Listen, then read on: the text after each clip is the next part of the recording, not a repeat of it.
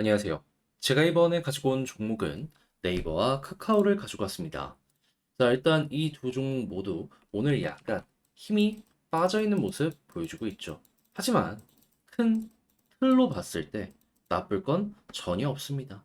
그저 현재 위치에서는 약간의 여유와 시간만 갖게 된다면은 이제 방향 조금씩 달라지기 시작하는 거 이제 보실 수 있을 것 같은데 가장 중요하게 제가 생각하는 게 뭔지 풀어보도록 할 테니까 자, 일단 들어가기 전 구독과 좋아요 한 번씩만 눌러주시면 감사드리겠습니다.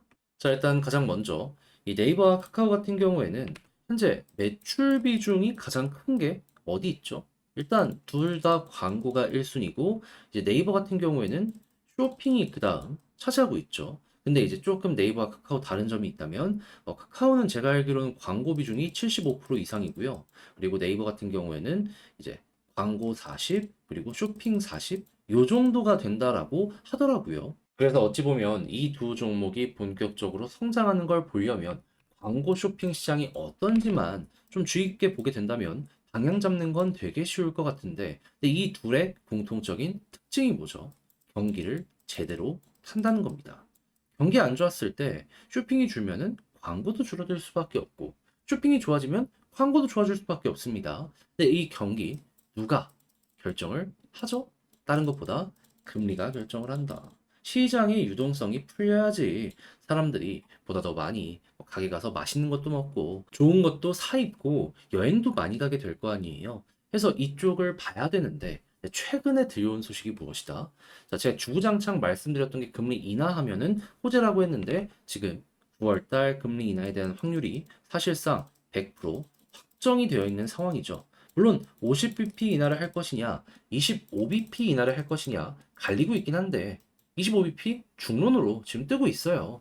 그리고 이전처럼 되냐 안 되냐에서 더 많이 될 것이냐, 그냥 적당히 될 것이냐의 이 차이로 갈리게 된다면 저는 그렇게까지 뭐 50bp가 굳이 안 되더라도 나쁘게 생각할 필요가 있나 싶긴 해요. 그리고 9월에 끝나는 게 아니라 11월, 12월도 금리 인하 확률이 사실상 100% 얘기 나오고 있으니까. 그리고 혹시 보셨을지 모르겠는데 내년 초까지 FOMC에서도요. 지금 당장에는 25bp씩 금리 인하를 한다라고 했을 때 100%씩 잡히고 있는 거 확인할 수 있습니다. 그럼 25bp씩이면 현재가 5.5니까 맥시멈 3% 언더까지 간다라는 이런 시장의 중론이 있으니 최소 11번의 금리 인하는 진행할 가능성이 높겠네 생각을 할 수 있겠죠. 그러면 투자가 계속 진행되고 그리고 경기가 살아나는 모습이 보여지게 되면은 매출 자체가 여기에서 올라오는 거 노려볼 수 있게 되는 겁니다. 그리고 무엇보다 최근에 있었던 TMF 사태 있잖아요.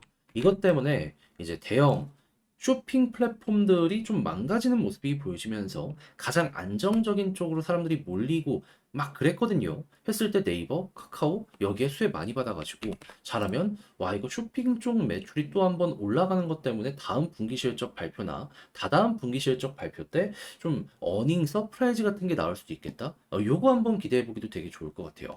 그럼 이제 이런 것들이 보다 더 시너지를 내기 위해서 우리가 봐야 되는 건 뭘까요? 전 딱 하나만 생각하면 된다라고 생각을 합니다. 어떠한 부분, 그냥 금리 인하에 대한 이 사이클 잡힌 거, 큰 어려움 없이 유지만 되면 돼. 오히려 더 좋아지는 것도 상관이 없긴 한데, 유지만 되더라도 만족스럽게 현재 위치에서 홀딩할 수는 있을 것 같아요. 했을 때 봐야 되는 핵심 지표 말씀드리면요. 다른 것보다 일단 물가가 잡히니까 금리 인하를 한다는 거거든요. 그러면 소비자 물가 지수, 생산자 물가 지수 아마 다음 주에 이 둘이 발표가 될 겁니다. 네, 어떻게 나오는지 2%랑 가까워지는 모습 보여주는지 3% 아래에서 꾸준하게 유지되는지 일단 이걸 최우선으로 보시면 되고요. 그런 다음에 소매 판매부터 시작을 해서 고용 지표들 막 여러 가지들도 나오기 시작을 할 거거든요. 했을 때 얘가 2%랑 가깝게 유지를 해주는지 이것도 같이 보시면 되겠습니다. 경기가 너무 안 좋으면 그러면 물가 관련된 부분 때문에 금리 인하를 한다라고 하더라도 이게 쉽게 회복을 못하고 이게 주가에 되게 큰 악영향을 미치게 될 겁니다.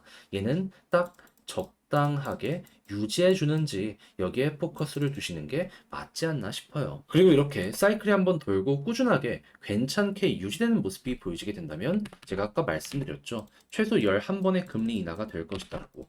과거에 확실한 예시 2019년 있잖아요. 금리 인하 하는 내내 우상향했습니다. 추가적으로 여기는 이제 코로나 금리 인하하고서 이렇게 쭉 올라갔던 거고, 그러면 여기는 너무 특수한 경우고, 요 정도의 내용을 현재 대입해서 야, 이거 떨어지지 않고 위에서 버텼다가 또 올라가고 올라가고 요거 1년 정도 넘는 기간 동안 그대로 끌고 가보시고 인하의 끝 이야기 들려오게 된다면 여기에서 매도를 부려보시는 게 어떨까 생각이 듭니다. 그래서 단기 하시는 분들 같은 경우에는 인하할 때나 아니면 가장 속도가 빠를 때 공략하시면 되는 거고요. 이왕 하는 거 대박 한번 해보겠다 하시는 분들은 저처럼 긴 호흡으로 쭉 바라보시게 되는 거죠.